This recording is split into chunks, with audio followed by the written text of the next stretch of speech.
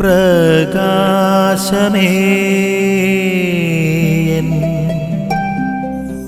മിഴി തുറക്കുക വേഗം.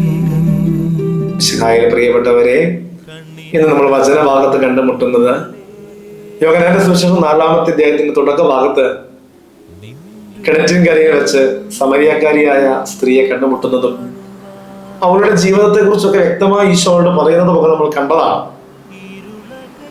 അതിന്റെ തുടർച്ചയെന്നോളം ഇന്ന് വചനത്തിൽ നമ്മൾ കാണുന്നുണ്ട്. ഈ സമരിയാക്കാരി സ്ത്രീ അവളുടെ ദേശത്ത് ചെന്ന് പറയുകയാണ്, ഞാനൊരു വ്യക്തിയെ കണ്ടു, അവരുടെ ജീവിതത്തിൽ നടന്ന കാര്യങ്ങളെല്ലാം എന്നോട് പറഞ്ഞു എന്നെല്ലാം പറഞ്ഞുകൊണ്ട് വളരെ വ്യക്തമായി അവളുടെ ജനതയോട് അവൾ ഈ കാര്യങ്ങൾ പറയുകയാണ്.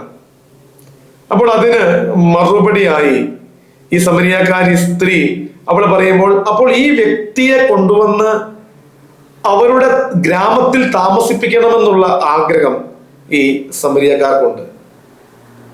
ഏറ്റവും ഒടുവില് ഈ വചനത്തിൽ നമ്മൾ കാണുന്നുണ്ട്.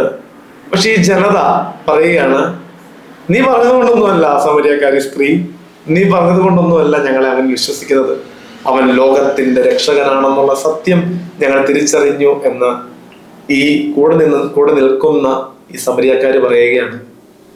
അതായത് സമരിയാക്കാരിയായ സ്ത്രീക്ക് അവരോടുണ്ടായ അനുഭവം പ്രഘോഷിക്കുവാനുള്ള മനസ്സ് അവർ കാണിച്ചു. അത് ഒന്നാമത്തെ സത്യമാണ്. നമുക്ക് ലഭിക്കുന്ന ദൈവാനുഭവങ്ങളെ പ്രഘോഷിക്കുവാൻ നമ്മുടെ മനസ്സുള്ളവരാകണം. രണ്ടാമതായി, ഈ പ്രഘോഷണ വേളയിൽ തന്നെ ഇത് കേട്ടിരിക്കുന്ന മറ്റു സമരിയാക്കാർക്ക് അവർക്ക് കൂടുതൽ ആഴത്തിലുള്ള വിശ്വാസം ലഭിക്കുകയാണ്. അവള് ഈ ഗുരുവിനെ കുറിച്ച്, ക്രിസ്തുവിനെ കുറിച്ച് പറഞ്ഞതിന്റെ ഒരു പടി കൂടി ഉയർന്ന് അവനാണ് ലോകത്തിന്റെ ഏക രക്ഷകൻ എന്നുള്ള സത്യം ഈ സമരിയാക്കാർ തിരിച്ചറിയുകയാണ്.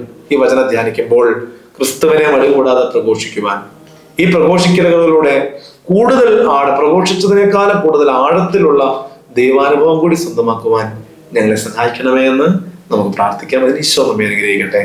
ആമേൻ. നിൻ വഴിയേ നടക്ക